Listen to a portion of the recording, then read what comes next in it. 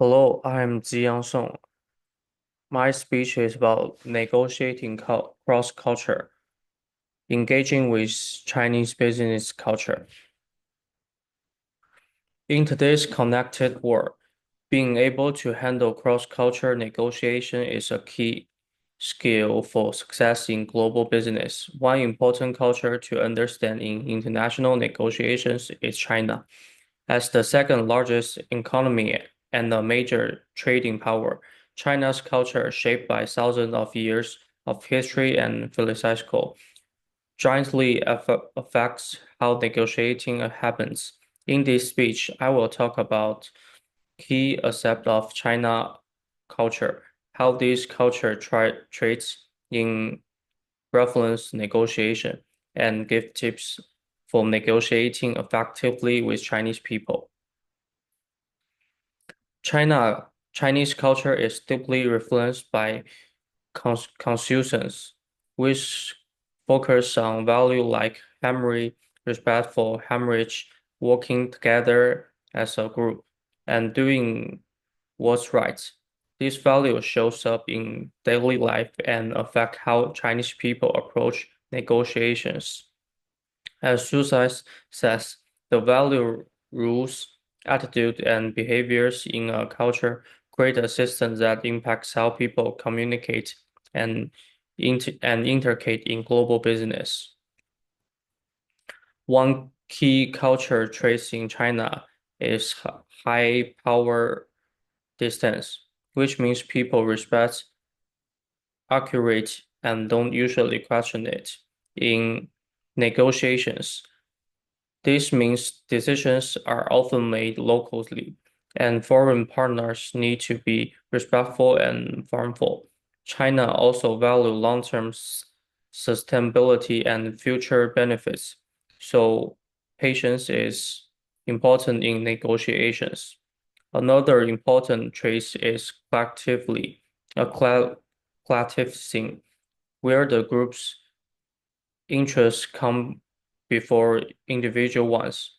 This means Chinese negotiators care more about group agreement and long-term relationship than short-term deals.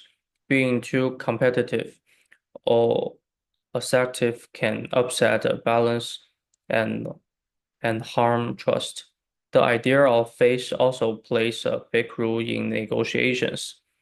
Face re- refers to a person's public image and reputation, and it must be protected to keep harmony.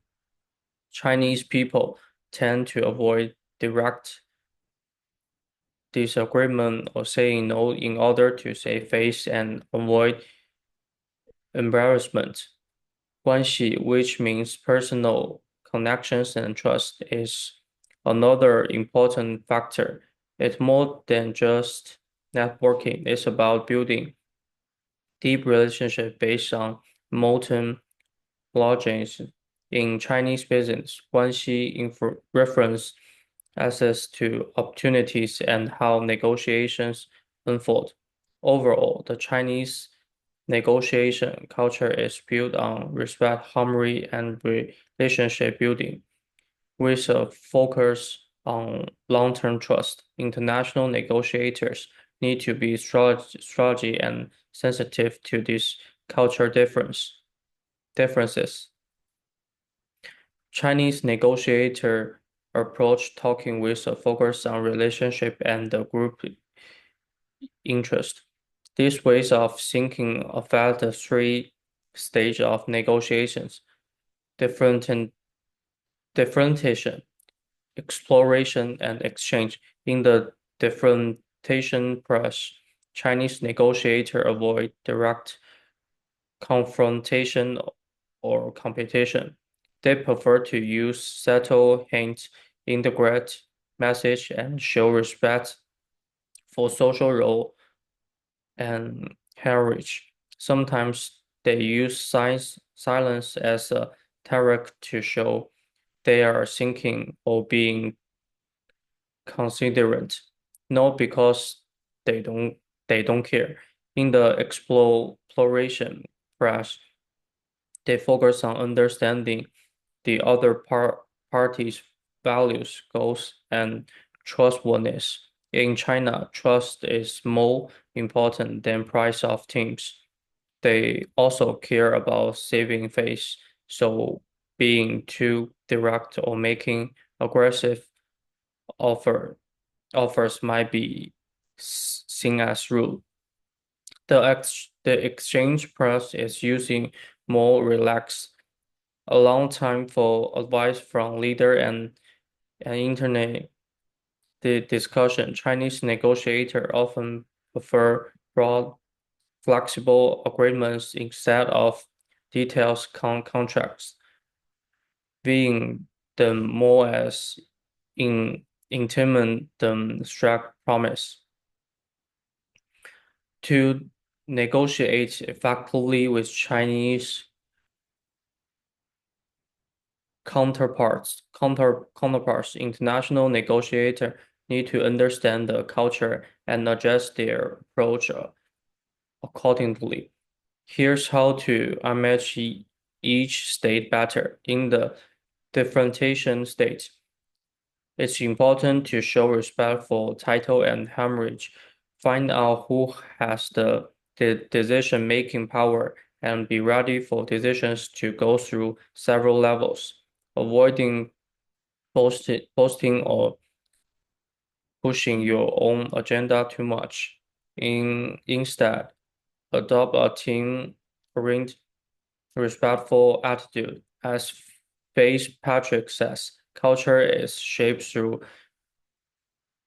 integration, so foreign negotiators should be humble and open to learning.